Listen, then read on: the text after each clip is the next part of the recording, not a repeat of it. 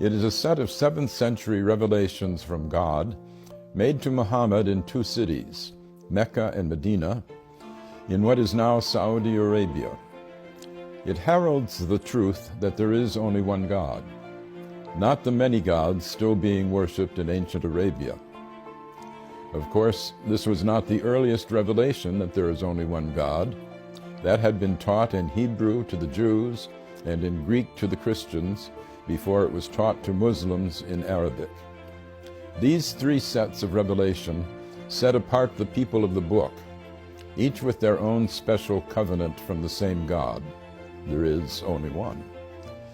We believers in one God are on the same team, as it were, and should protect one another's places of worship, listed in the Qur'an as monasteries, churches, synagogues, and mosques, where God's name is much invoked.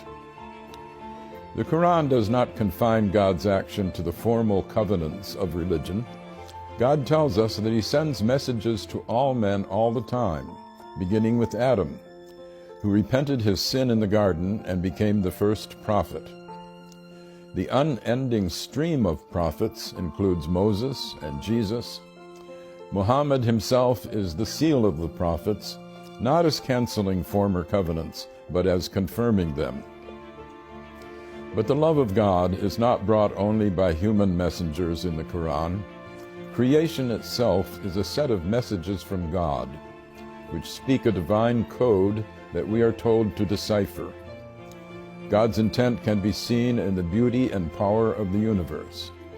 Moses does not speak alone on the mountain speaks with him. Birds speak to Solomon. The world is constantly signaling to us, bringing us insights into the beauty and power of its maker. This should call us to a reverence for God's handiwork, an important message for our ecologically challenged era. The Qur'an has more of poetry in it than of legislation. It sets ethical norms while stressing the need for mercy in our dealings with God's fellow creatures. Force is allowed only for self-defense and never as a way of spreading religion. Commercial dealings with fellow Muslims or with non-Muslims should be meticulously fair and never extortionate. The relations of the sexes were still polygamous in the 7th century, as among the ancient Hebrews and the original Mormons, but women are to be honored. In fact, the dowry that was paid to a husband's family by the bride's family in Europe was paid in the Qur'an directly to the bride, and she retains this bride right even if the husband divorces her or if she divorces him. This carved out an area of women's rights unparalleled in the 7th century.